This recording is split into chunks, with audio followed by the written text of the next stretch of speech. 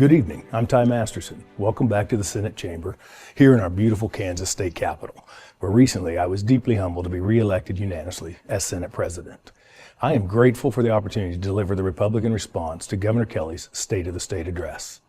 Due to the nature of this response being pre-recorded, this is obviously not a direct response to her address, but rather a response to the elements of her agenda that are currently known, and more importantly, provide the Republican vision for the coming year, including where we hope to work with the governor and where we will draw the line against her administration's more radical policies.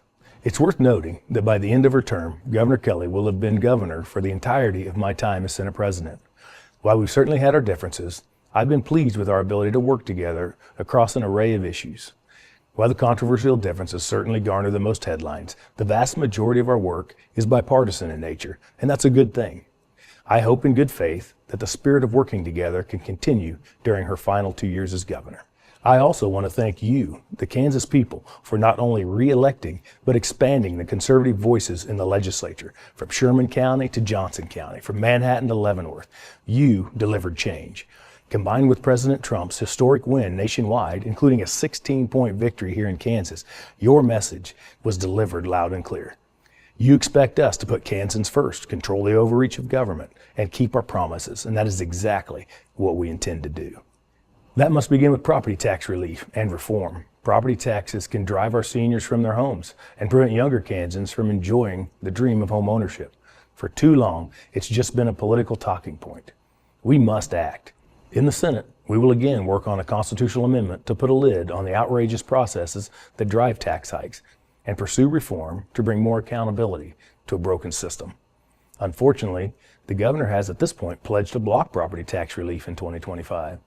I sincerely hope she will reconsider and join us in bringing more tax relief to Kansans. Alongside property tax relief, Republicans will also continue to simplify the tax code and reduce taxes for Kansas families. Last year, we took a big step in that direction, and Kansans expect us to do more to help deliver additional relief. We will look at everything, from following President Trump's lead, removing taxes on tips, to ensuring our economic environment is primed for growth. Kansas is increasingly surrounded by states taking more innovative approaches to taxation, and we can't simply sit idle, falling behind. We must lead. As Kansas citizens, you also have a right to expect that government at all levels is on your side and operating in the most efficient and effective way possible. That's why we've created a new committee on government efficiency in coordination with President Trump's DOGE, the Department of Government Efficiency. We want to partner with you on this important initiative, and we welcome your input on how to ensure state government is most efficiently working on your behalf. Please watch for more information on how you can best communicate your ideas with us. We pledge our strong support for President Trump's effort to secure the southern border and deport those who have entered our country illegally through Biden's open border policies, especially all the violent criminals who put our family's safety at risk. Last year, we provided funding for the Kansas National Guard to aid Texas in securing the border over the governor's veto.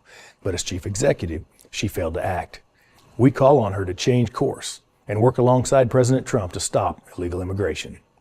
Kansans also support securing land around our military installations from foreign adversaries like China. Last session, Republicans passed a bill that would have accomplished just that, but the governor vetoed it.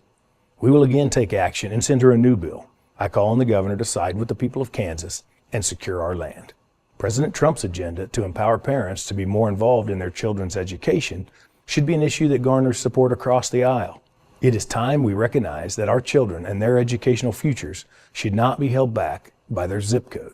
Republicans hope to work with the governor on continuing to fully fund education while moving to a student-focused system that maximizes opportunities for parents so that their kids can have the best chance to succeed and achieve their dreams. Within just a few years, nearly half the states in our union will have significantly expanded educational opportunity for their children. Given how closely tied our economy is to education, we don't have the luxury of remaining still while other states sprint ahead.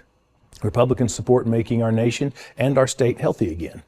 We can do this through expanding access to affordable care, through cost transparency, more competition, and less government regulation over your consumer choices, while preserving a safety net for those in our society who are most vulnerable. That's why Republicans passed legislation that has shortened Medicaid wait lists and increased reimbursement rates to providers. Yet the governor continues to push removing able-bodied adults from private insurance and putting them on government dole. undoing the progress we've made and harming the most vulnerable people for whom the Medicaid safety net was intended. We will not let that happen. Kansans support a culture of life, as evidenced by their choice to expand our supermajorities. We stand for reducing the number of abortions by promoting adoption, ensuring pregnant women have the resources they need, including child support, and preserving our common sense protections we have in law, all of which are currently under attack.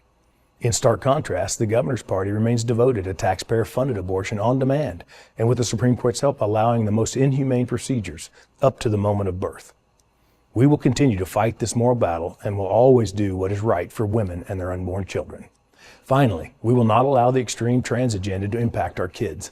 We successfully ensured that women's sports in Kansas are reserved exclusively for women, and we will again pass the Help Not Harm Act, which prohibits the permanent mutilation of minors.